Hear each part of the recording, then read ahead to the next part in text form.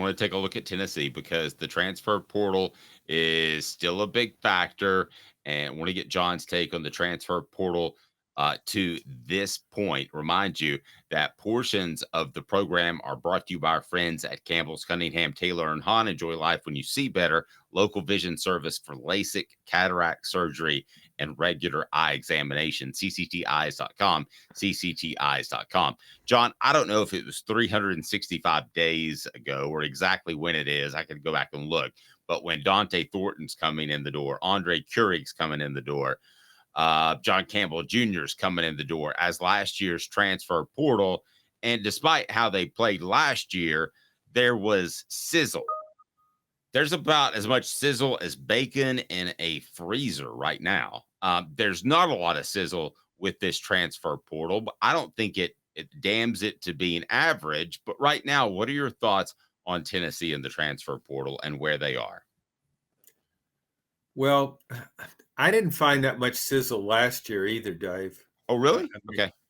I just didn't think those players were. I know they made a big deal about Dante Thornton. The Tennessee coaches talked him up so much, but you look what he did at Oregon; it was pretty pedestrian. So I didn't expect him to. I agree, but didn't it have a feel that they were going to have 3 or 4 impact players heading into the fall? Well, when you just, I guess my experience with the transfer portal, I've come to be skeptical of it because it's as though the guys skyrocket in value as soon as they enter the portal. I mean, John Campbell at Miami, he started a bunch of games. He started, I don't know, 18 or 20 games there. So he's a veteran player, but he wasn't like an All American candidate. So I just didn't sense that sizzle. As for this year, I think Tennessee has done a really nice job of filling needs, uh, with one exception. Tennessee, to me, still needs an elite player at wide receiver. I think in Josh Heupel's offense, if it could get an elite player, Evan Stewart of A&M would have been that elite player. Apparently, teams view him with a lot of scrutiny and wonder about if he's kind of screwy.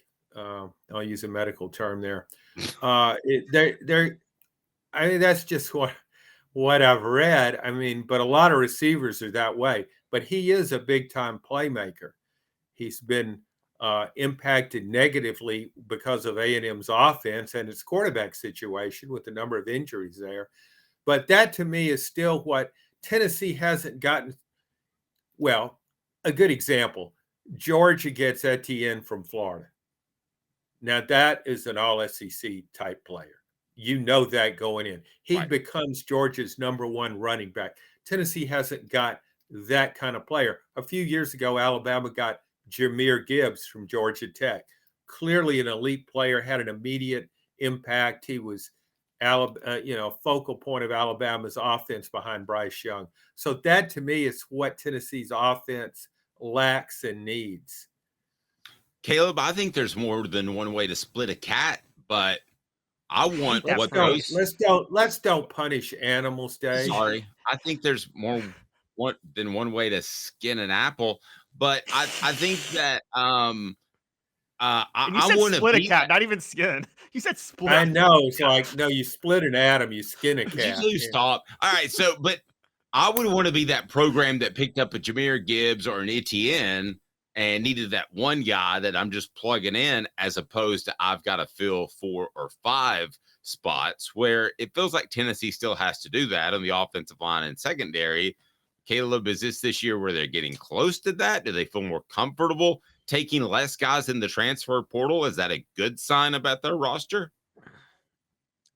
You hope that is if you're a Tennessee fan. I think it's highly possible. What I talked about last week is true, which is that they just ran out of NIL money, keeping the players that they needed to keep to come back. And I mean, I'm going to disagree with John.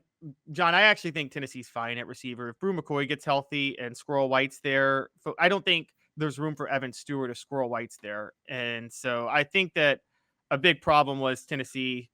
You guys were lower on him than even I was this year. Didn't have a quarterback that could get receivers the ball in the slot this past year as well as he should have been able to. And So with those two, Mike Matthews, Chris Brazzell coming from Tulane, I think Tennessee's going to be fine at receiver. But at the offensive line and in the secondary, yeah, there's concerns on why Gerald Mincey left and they haven't added a lineman in the portal. There's concerns on why they haven't added cornerbacks in the portal. Cornerbacks leaving isn't a big deal. I'm with John, and I talked about that last week. I don't think either of us cared because I think they've been so bad in the secondary anyway. But you do wonder, why haven't they added anybody? Do they really believe in their young talent that much? That's something that remains to be seen, and it's possible. But I also have to be honest, I don't believe in Josh Heupel's talent evaluation that much. I think he's a good coach, but I think Josh Heupel is almost, it's like how Patriots fans feel about Bill Belichick right now, where they think Bill Belichick is a great coach, but in terms of roster management, he's been god awful the past 5 years. And I mean, I see some of the same issues with Josh Heupel to this point. That's pretty special that you compare Josh Heupel to Bill Belichick. The negative side. That's a pretty good compliment. No, I thought the Oregon State DB, I thought he played cornerback. Jermon McCoy, yeah. Yeah, That's so right. Tennessee got a cornerback. To me, Tennessee has added perhaps its two best defensive backs with transfers, with MTSU guy and then the Oregon State player, that those could be their two best defensive backs. So to me, they've enhanced their secondary. Gerald Mincey, I kind of feel about him the way I do that secondary. I just think he's average on his very best day. And I don't grade offensive linemen weekly, so maybe he's better than that, but that's my assessment of him. But they do need, and keep in mind, there is the May transfer period, so there's still a chance to add people, and I think Tennessee needs to add people. Yeah, but those dudes, I mean, they just don't seem to have nearly the impact of the guys that come in earlier. And John, I'm curious if you were to add on to this transfer portal and talk about needs, and you and Josh Heupel sat down and came up with a plan of the rest of taking guys in. I mean, who would you take in? Any players in particular? You mentioned Evan Stewart, maybe a bit of a head case. And let's stop there for a second, because it sounds like Tennessee made a clear decision to take Brew McCoy with a severely broken leg over pursuing an Evan Stewart. By the way, that the timing played out on the same day. What did you make of that move, if that were the case? That's possible. If the fact that Tennessee apparently let Stewart go or didn't pursue him any longer, maybe that made up Brew McCoy's mind. It's maybe he gave him or me ultimatum. I don't know. I really like Brew McCoy, but I still want a receiver that can stretch the field. And unless Dante Thornton becomes a player I haven't seen, Tennessee doesn't have that. Squirrel White, maybe. I was really disappointed in Squirrel White's play. I thought he would be a much bigger factor. Caleb blamed that on Joe Milton, and maybe that was the case, because he does have speed, gives you speed in the slot. And so if he emerges and becomes a Jalen Hyatt type, then no, Tennessee doesn't perhaps need anybody else. But yeah, I just guess I would like a proven elite receiver. Ole Miss got Juice Wells from South Carolina. He was hurt this past year, but he was a first-team All-SEC player in 2022. That kind of guy. I don't think Brew McCoy is a first-team All-SEC receiver. All right, let's take a look at the poll question now. As to Michigan would be a blank season annually in the SEC. They would be a contender, with Alabama or Georgia getting 24% of the vote. Fourth best year to year, 66% of the vote. In other words, that second tier of the SEC, and below that, I don't know, I guess Michigan and South Carolina are going to battle it out for some SEC Midwest, if that were the case. I don't think that's going to be the case. It is time for Four Downs, and it's brought to you by our good friends at Dynasty Pools and Spas. Well, John, I think this is the first time that you've jumped in the hot tub with Cooper Mays. Thoughts on that? Excuse me? Four Downs brought to you by Dynasty Spas, the most comfortable spas made in the United States of America, right here in East Tennessee. Drop in for the all-new showroom in Athens. Dynasty Spas, perfect for all four seasons. Four Downs, presented by Off the Hook Sports. All right, I'll tell you more about Dynasty Pools and Spas in Athens. But first, what should people do? Cooper Mays here. Hit like and subscribe. All right, so in the hot tub with Coop, it's me, Caleb Calhoun, and John Adams. It's a big tub. Coop here. First down. All right, first down. You would grade Tennessee's transfer portal as what right now? A to F. John, let me begin with you. I would say a B- or C+. Okay, that's not as bad as I thought you were going to say. Caleb Calhoun. I'd go B-. I'm with John on that. John corrected me. I totally forgot about Jermon McCoy being added from Oregon State, and I think that's enough for me to say B-. Yep, I'm cool with B-. Okay, what down, Coop? Cooper Mays here. Second down. The factor that they've kept, Coop, Keenan Pilley, who am I forgetting real quick? Amari Thomas. Amari Thomas. McCoy. John Campbell. Yeah, they've kept the core of that group that could have left. How does that factor into your ranking, if at all, John? I didn't factor that in. If you factor that in, then I would give Tennessee a B, because that was significant to do that. All right, and you, Caleb? I mean, honestly, at that point, I'm going A-. I think there, John, I said this yesterday, college football with the transfer portal is kind of entering an era that's similar to college basketball with one and dones now, where teams that have been together for a period of 2 to 3 years is going to almost be as valuable as teams that are loaded with talent. You know, like in the NCAA tournament, those 4-year guys beat Kentucky and one and dones every year in the tournament. Coop, what down we got? Tennessee center Cooper Mays here. Third down. All right. There will be a year. I don't know if it's this year. Certainly wasn't last year with the amount of people that Tennessee took in the transfer portal. But there will be a year where this program decides to itself, it's going to depend more on high school talent and bringing guys up as opposed to the transfer portal. And the transfer portal is going to be, you guys came up with one of the best examples, Jahmyr Gibbs. I don't know that Alabama took another player that year other than Jahmyr Gibbs in the transfer portal, but they took him and they just needed one guy to give a boost. How close is Tennessee to that, where the roster is so strong, you're just saying, I need to fill in 1 or 2 gaps, as opposed to probably now 3 or 4 or 5 when you consider positions on the offensive line in the secondary? Are you asking me to look into the future? I am asking you to look in the future. I don't know how that'll go. You'll do a great Neither job. does anybody else. So it's, I guess, right now I think at 3 or 4 years. Right now, look at Tennessee's roster and how many first-team All-SEC players are on it. Well, we do want to. We're going to get to that. It's a very good question, Caleb. I think this is the transitionary period, the year. I think after this year, they are purely cherry picking. I don't think it's take a guy because he's got a good story and he's willing to take $100,000 because his grandmother's from Powell. I don't 2 think years. that's going to be the case. 2 years, and I'm going to tell you why it's 2 years. They're going to have a splash dominant 2024 season in which they compete for a national title. John, I've been very high. John, you haven't heard me say this, but maybe you have, but I've been extremely high on Tennessee in 2024. And the snowball effect of that will give them a loaded 2025 recruiting class. So after 2025, they'll be able to just go for elite transfers, but they won't be able to do it after this year because they're going to win a national or compete for a national title with a bunch of players that will not be here after 2024. So they're going to have a lot of needs to fill after this year or after next year.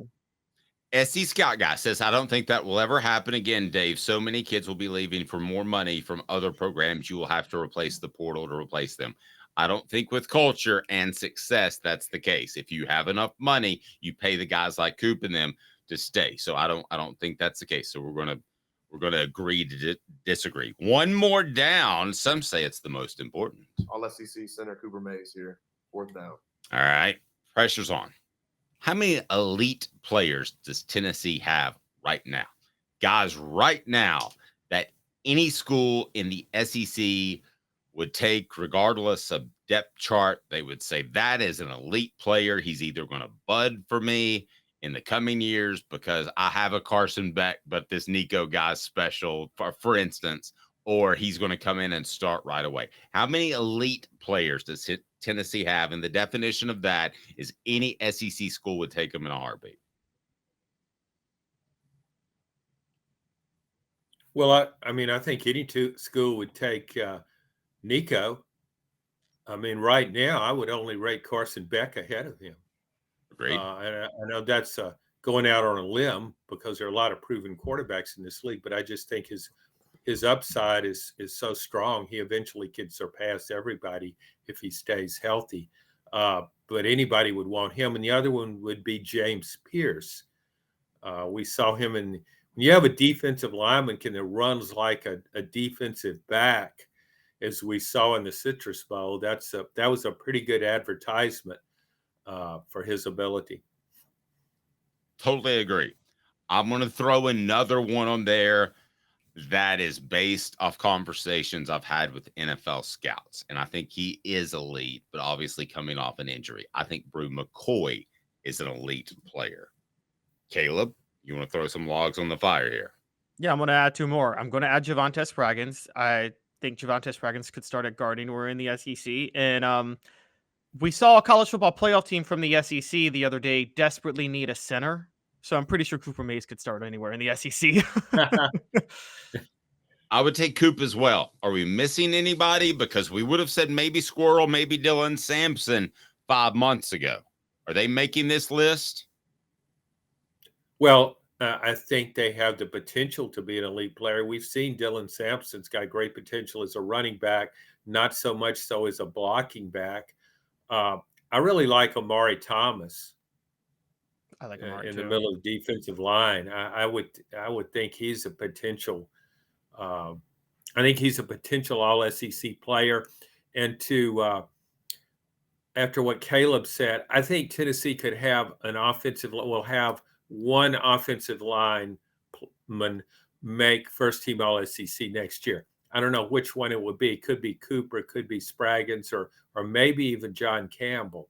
But I think there's a chance one of those guys, and I could see 2 of those 3 making first or second team All SEC. Okay, I want to look at the message board. I'm sure we have some names on there, but mine is Keenan Pilley.